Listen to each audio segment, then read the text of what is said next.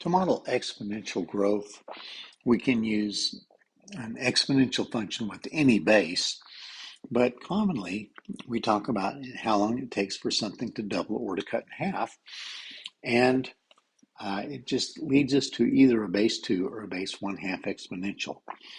So let's take a look at a growth function where something doubles every now and then. Let's just suppose that we have a table of values that compare times to values. And a simple example would be like a population of bacteria. So suppose that at time 0, we just did our initial measurement.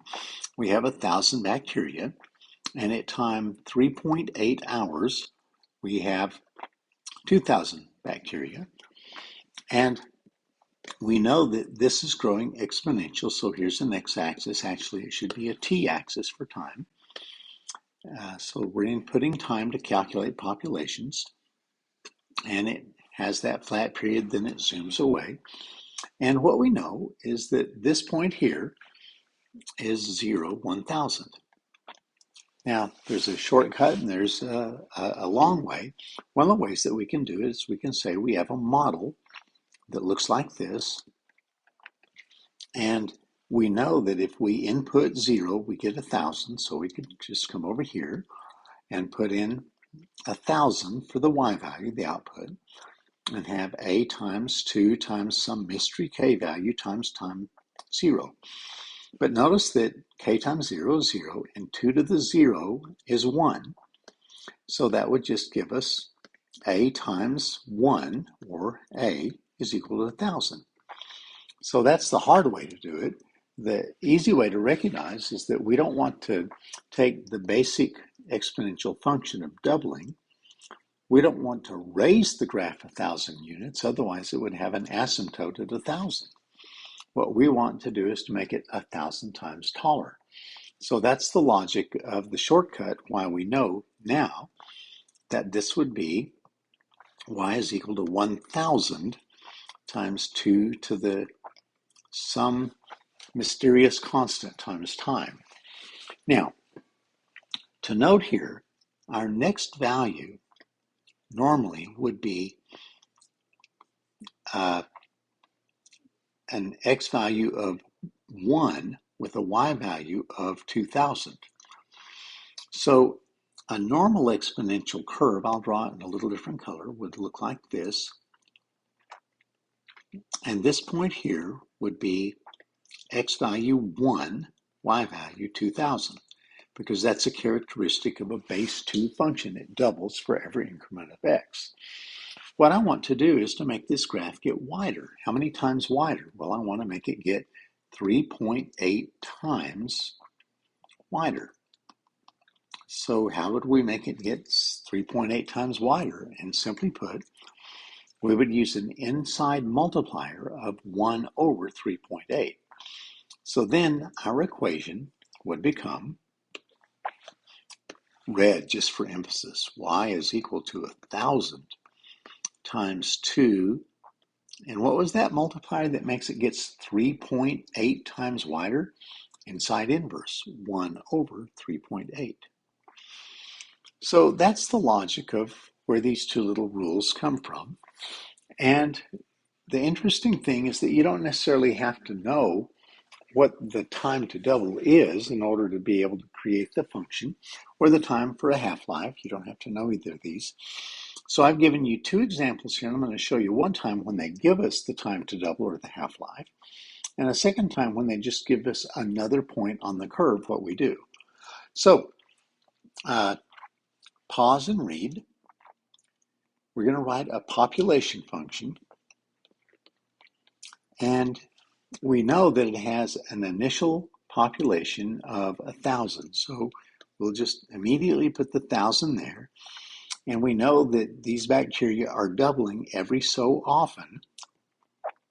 And so they didn't tell us how long it takes the 1,000 to become 2,000. They didn't tell us the time it takes to double. So what we have to do then is just say there's some multiplier there, but we don't know what that is. Now remember that all functions are inputs with outputs. So I'm going to input now a time of 6 hours, and it'll give an output of 1650. So it becomes 1650 is equal to 1,000 times 2 to the some mystery k number, but specifically it was a time of 6. So let's solve for this k as if it was our variable. So remember that we have a multiplier, so let's divide both sides by 1,000. And I'm just going to write that as 1650 over 1,000 is equal to 2 times 6 to the 6k power. K times 6 is 6k. So now what do I need to do to solve? Well, I need to do the base 2 log of both sides. So I do the base 2 log of both sides. And notice how I'm not calculating anything. I'm just thinking of the algebraic steps. My next step would say the base 2 log of 1650 over 1,000 is equal to 6 times k. So I'd now simply divide both sides by 6, and I wouldn't do anything in the calculator until I got to this point here. And at this point here, you can do it either as a simple division, or you can do it as a fraction. They'll both give the same answer. And so I'm going to give them an approximation here. So I'm going to use k approximately equal to, and then onto the calculator. You remember that that little alpha math will be a quick way to bring the log function up. So I'll do the base 2 log of 1650 divided by 1,000, and then get out of the log function and divide that answer by 6. And it gives me a 0.12. Now, just to notice that that would cause my time to double would be the reciprocal of that number. So time to double. I would, on my calculator, simply put this. I'd type the x to the minus 1 key, and it would say answer to the minus 1 power. And the minus 1 power, remember, is reciprocal. You've never used that button much, but it's always been there as if it's one of the important buttons of a calculator, the x to the minus 1. And so if I do the reciprocal of that, I get 8.3. So it takes 8.3 hours for this population to double. Now, I really don't care about that, except that that's the way I'd find it. I could also have done this. Once I have this k value, and I'm going to reciprocal it again so I get the k value on the screen, I'm going to have to use that value several times.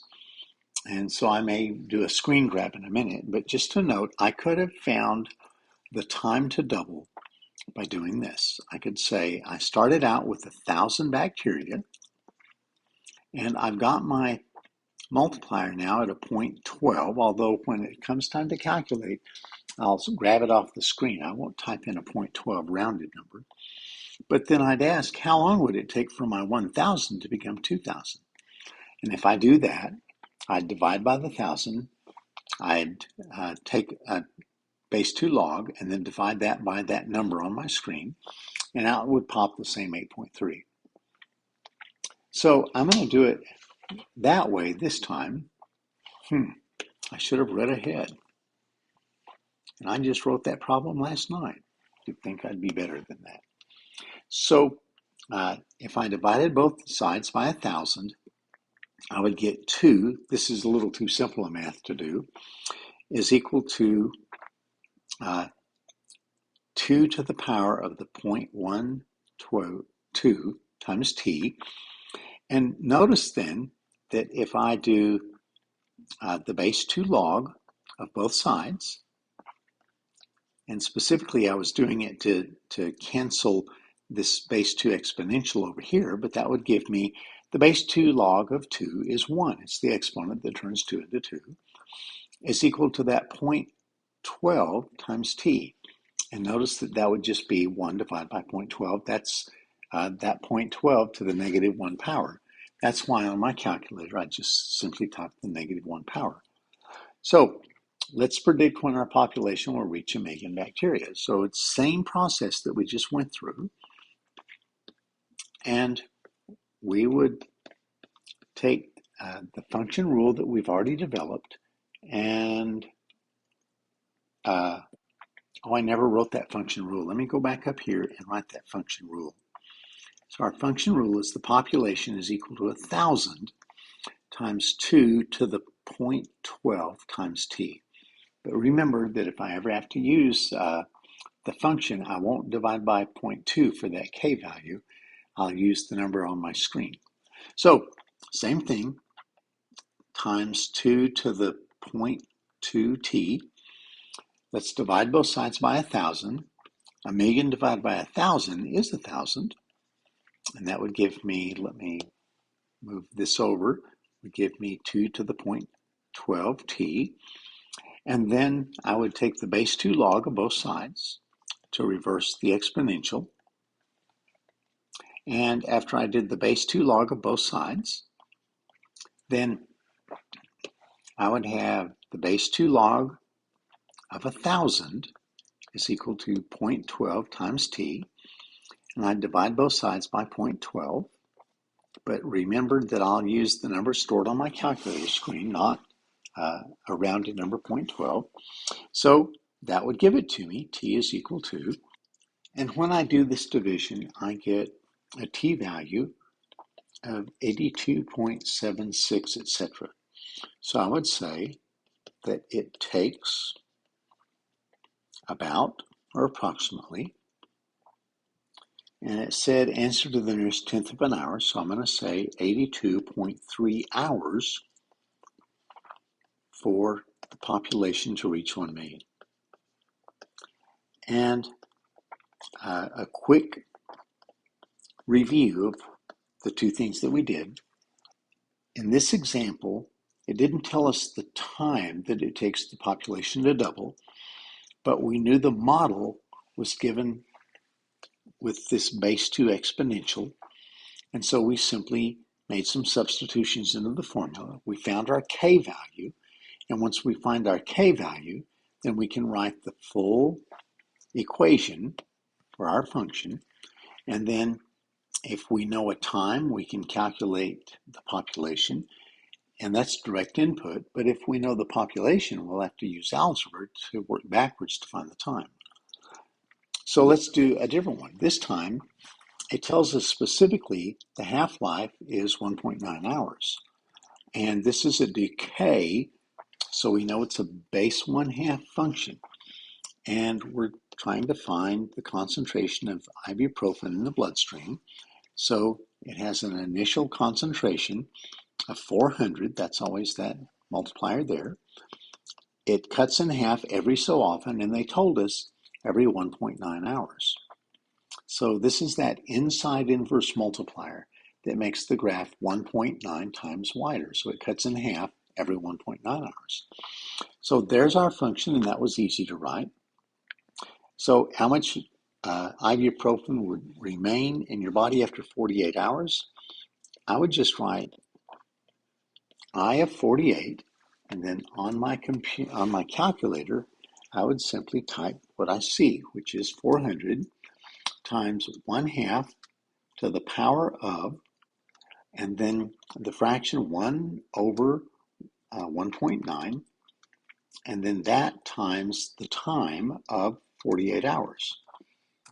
And when it pops out, you get 9.93 times 10 to the -6. Now you should never write e -6 because that's a calculator notation. That's not a numerically accepted notation. It's just a shortcut calculators use. And I should answer that that's milligrams of ibuprofen. Now,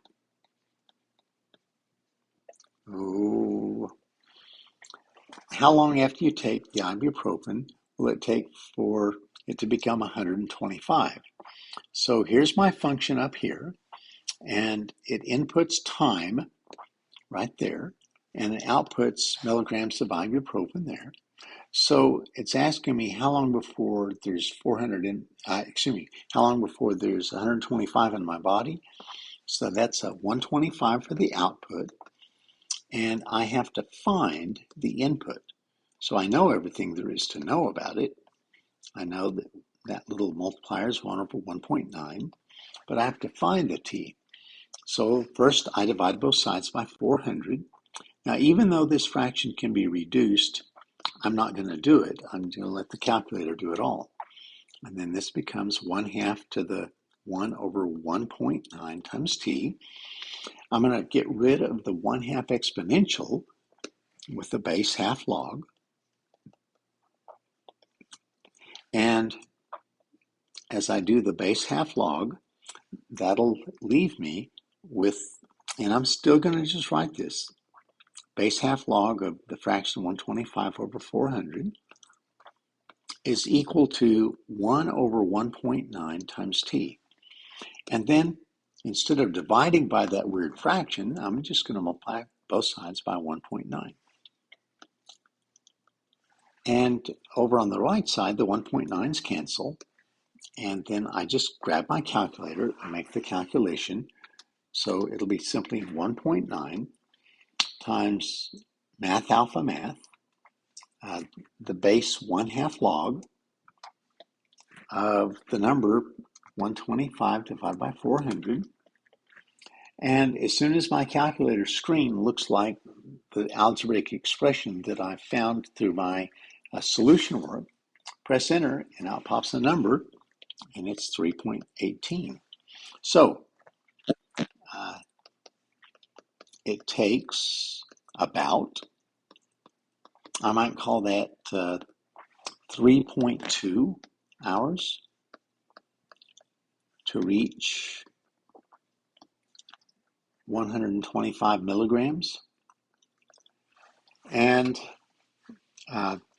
that's the way that drug manufacturers determine what the dosing rate is supposed to be, is how long does it take before the amount in your bloodstream is no longer an effective dose. Then it's time to take another dose to get the effects of the drug. So again, just to review, if they give me the half-life or the time to double, then that k value, that multiplier of time up in the exponent, is just the reciprocal of that k value, or of that time value to double or half. But if they don't give me that value, I just put an input-output pair there and solve for that k, and then I use that k for any of the questions that I might have. There you have it.